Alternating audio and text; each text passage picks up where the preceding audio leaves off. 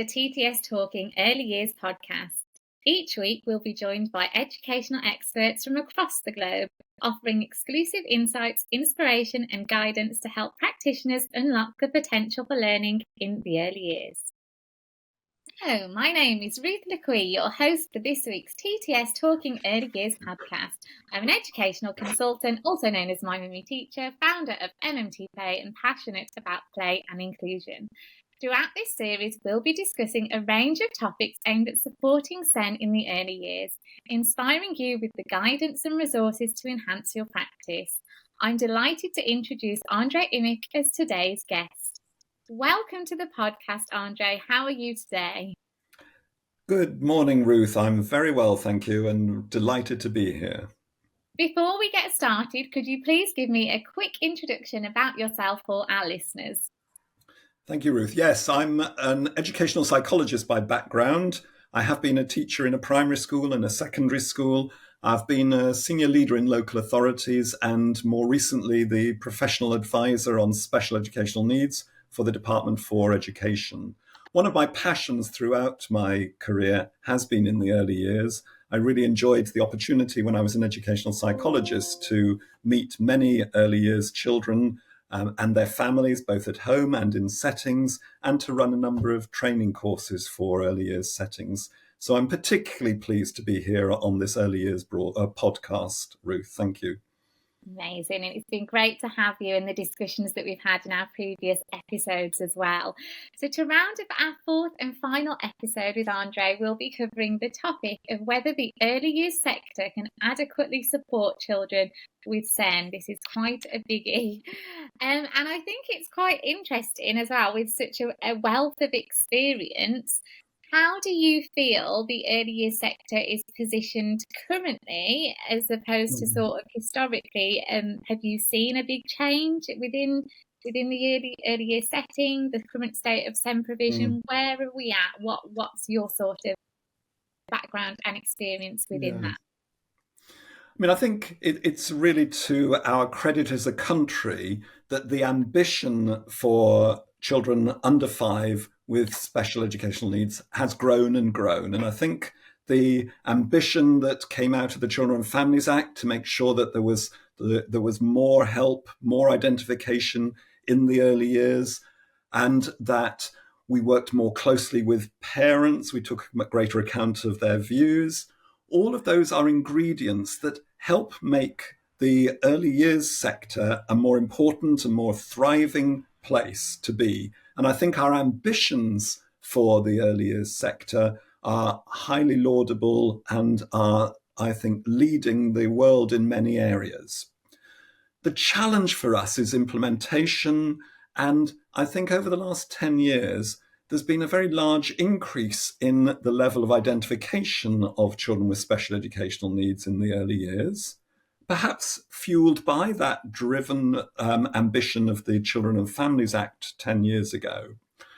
But I'm not sure that we've managed to keep pace with it at the front line.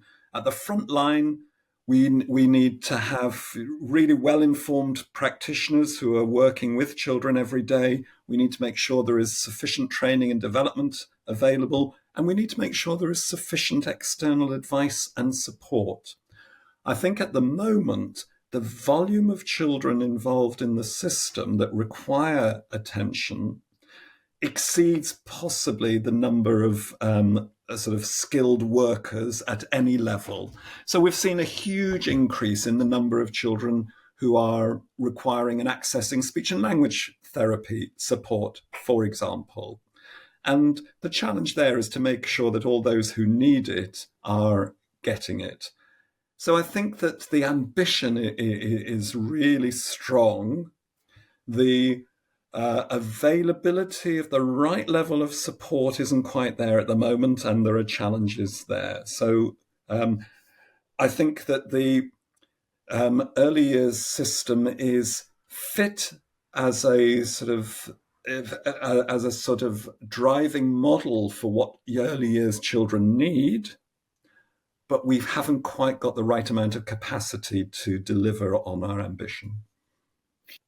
So can ambition sometimes be too high, and would it be better to meet at early years where we're currently at, rather than and really get that right? Because at the minute we've obviously got, Yeah. nationwide there is what we talk about, this SEN emergency, with the lack of Mm. service, the lack of funding, and even things like the use of agency staff in many early year setting is Yes. actually the norm, which for me brings into sort of to play other issues that children might have around like Mm. attachment, and because we know it's so important for them to have that key worker, that key person, and to develop that secure attachment for their learning journey as they progress. But if that key person isn't perhaps consistent, and they're spending long times in these Mm. early years settings, is that providing more, issues rather than solution? Like, do we need to fix? Is there something that needs fixing before we really focus on where we want to be, Mm. as opposed to always thinking about this is where we want to be? Like, I just feel like there's more that needs to be done right now to Yeah. really fix and embed that. Yeah. Ruth, I've worked in special educational needs all my life. I can't remember a time when people have said there's sufficient resources or staff in the system. So it's an ongoing part of the system. I don't think we should water down our ambitions at all in the early years sector. That's so important to identify and intervene early to try to make sure that problems don't escalate and become harder to deal with later on. So I think we should maintain our ambition. But we need to identify what we actually need to improve. And I think there are elements of the whole system.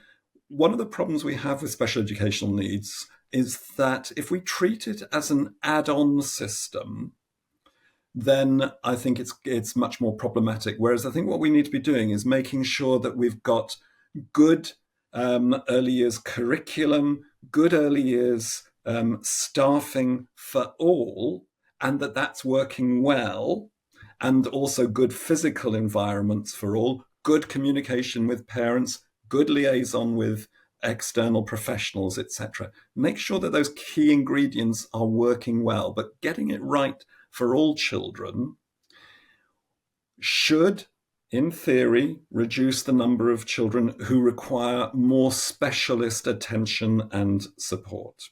That's the sort of theory at the moment. And in a way, that's what the government's improvement plan is trying to address, trying to get the right support in the right place at the right time by improving many aspects of the system. So I think there are many things that we can do, but we constantly have challenges to overcome, and we need to remain optimistic about the sort of future opportunities that there are. Mm-hmm. I think what's really key in terms of having high standards and in terms of having high expectations for early years, it's making sure that those are early years standards and they're developmentally appropriate for these children. Because I, even myself in my own background, like the schools I go into, things I see, when I hear about reception children that are obviously towards the end of their early years, but you've got, I think some of these children might be summer-born boys, for example, who Yes. really, they need like another year of that early years curriculum. If we're being honest, most of them do need that. How, I've been in conversations where there's head teachers that are talking about putting more tables and chairs into their reception because that's having high expectation. But for me, this is where I think it becomes blurred around what high expectation is for these children. Because to me, high expectation for these children is allowing them to thrive in the best way that we can. But then if we get that right, they are then going to want to write more. They're going to have the prerequisite skills to be able to write more. But if we think about high standards being, they can come out of reception and sit at a table and sit on the carpet and sit still and X, Y, Z, that are quite difficult for, neurotypical children, never mind children that may be neurodiverse. This is where I think that confusion comes. And then as it gets sort of ripples down onto the ground, practitioners and teachers they get mixed messages about what they know is right for children and what they're being told they have to aspire to. Yes, and I think it's the sort of the balance there between expectations for all, but allowing for the individual variation of individual development, but also of the impact of disabilities. And I think those examples you give, I think are fair, are right for reception classes to have for all children, but that they need to allow the child with a disability, a learning difficulty, a degree of reasonable adjustment, that there needs to be an understanding and an acceptance of difference, of disability, and allowing some children to be treated differently because of their disability. And I think the rigidity that sometimes one hears about in the school system acts against those with disability, and in fact possibly could be seen as discrimination on the grounds of their disability.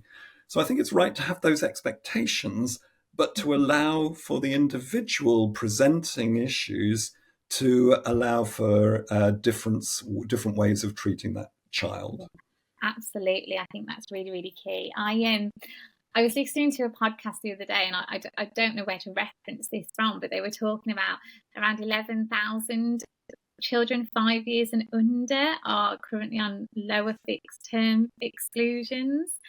And whatever the exact number is, just things like that alarm me when I think, these children might have a SEN, a need that's not quite being met right. Yes. And like what you've just said about having that awareness, having that acceptance of Yes. children, and not all children being the same, and celebrating those unique differences. So yes, we can have, this is our expectation, but I think it's really key within early years that we are accepting of children that may not be able to do that exactly how that has been asked to be done. I think that's what we really need to aim for and push for, sort of moving forward. What do you think the key challenges are that are being faced by practitioners? And we have spoken about this a lot, but those key challenges, what's the impact on children? So we spoke about funding, we spoke about lack of training, we spoke about agency staff being used quite a lot, and early years staff, the budgets, resources.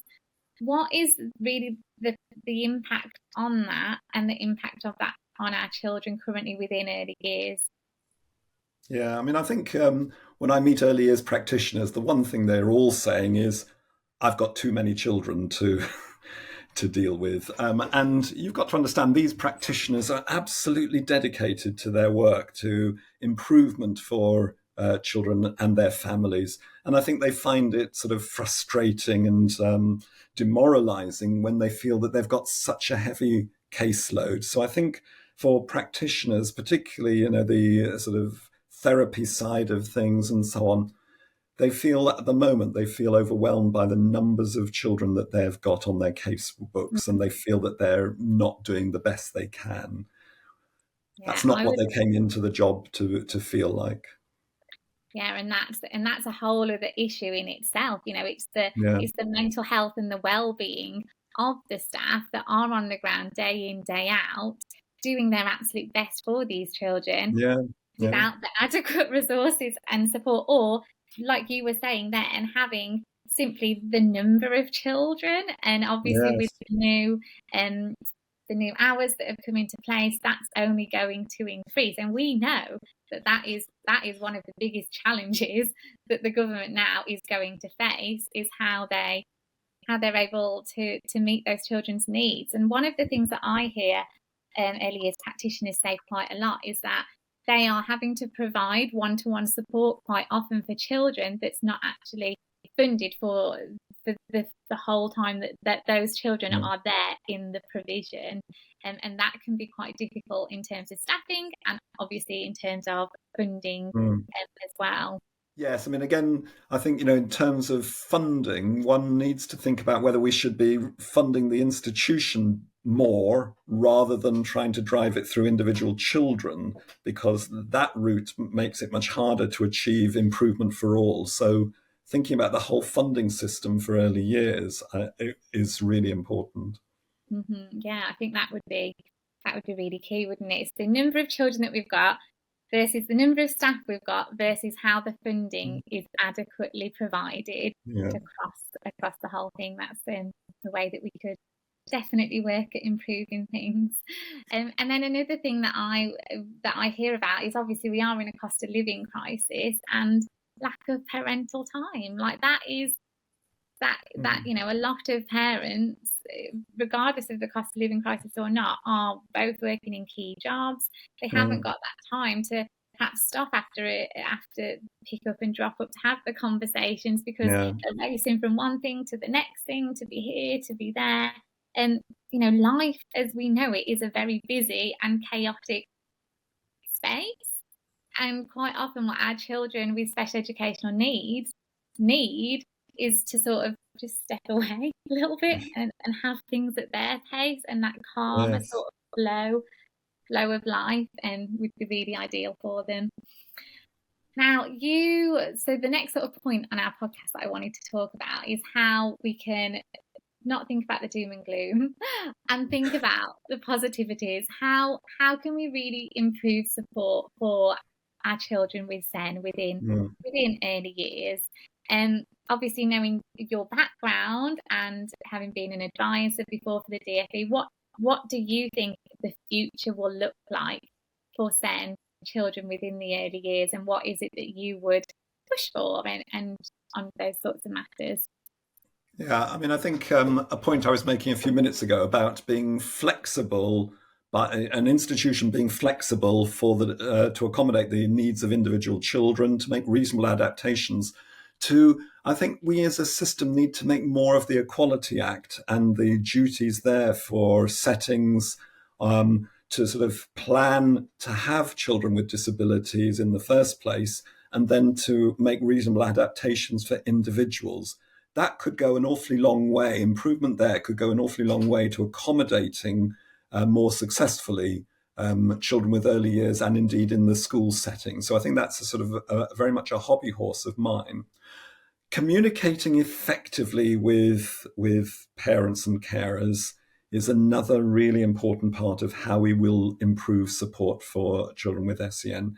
Taking parents seriously, but also working with parents to show them how they can support what you're doing at home. Remember, children spend much more time with their parents and carers in the home than they do with a setting. And it's really important that particular ways of interacting with a child, if they're going to be fully effective, there may be a need to help the parents follow that up at home. So homeschool liaison, homeschool working, and communication, really very important, particularly for early years.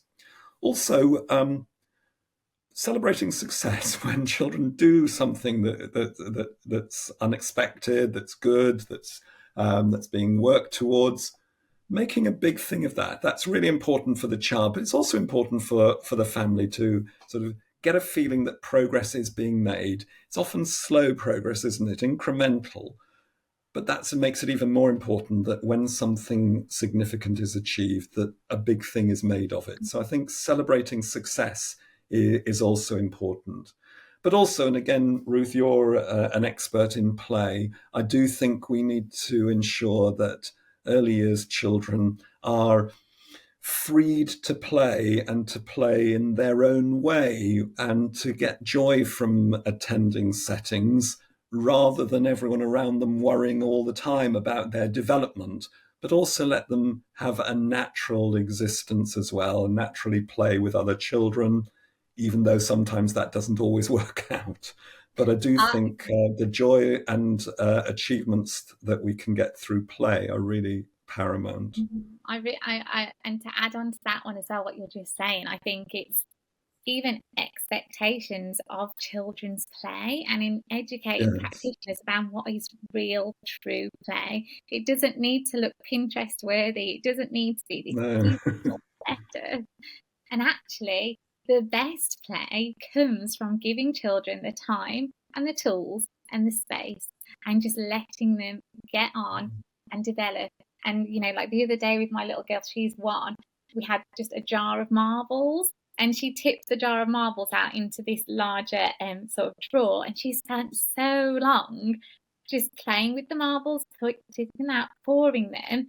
That is what they're the sort of experience we need to do. It's not, I'm not saying to her, right, I need you to be able to achieve this. So I'm going to and you've got to do this. It's her playing, and through that learning many skills. And a lot of these skills that we've spoken about earlier on, like our social skills, our communication skills, when we allow children to freely play without our intervention, they're going to naturally learn a lot of these skills amongst their peers. Yes. And as a professional, we can intervene when using our professional knowledge when we know it's appropriate to either support them, to coach them with how to deal with the situation, to guide them, or to take that learning on a little bit further in the moment. And if we really go back to basics and say, is the early years sector fit for SEN?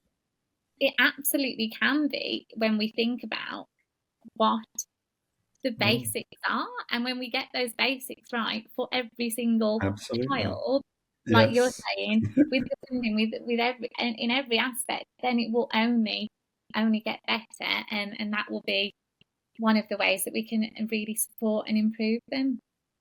I think there's been some really fantastic takeaways from today's episode there. Was there anything else you'd like to add? No, except I think we should always remain optimistic. Absolutely. And one thing I'd like to add on actually is you were talking about celebrating the successes. And that's the same for our practitioners too. There might be one little win that you've had that day, but really hold on to that and celebrate that, and know that you're making a difference to those children's lives day in, day out, even if it doesn't feel like it. You being there are being that magical beacon of light for those SEN children that need you so desperately. So thank you for listening along, everybody, and thank you very much for being my guest on today's podcast episode, Andre. It's been a pleasure to speak with you. Thank you, Ruth. It's been a pleasure to be here. Thank you very much for inviting me. I would like to say a huge thank you to our guest, Andre, for joining us and providing such valuable insights. You've been listening to the TTS Talking Early Years podcast with me, Ruth Lue-Quee, and Andre Imich. If you've been inspired by our conversation today, don't forget you can sign up via the link in our episode notes to be the first to hear about future episodes and access exclusive follow-up content, including ideas for your setting and links to relevant resources.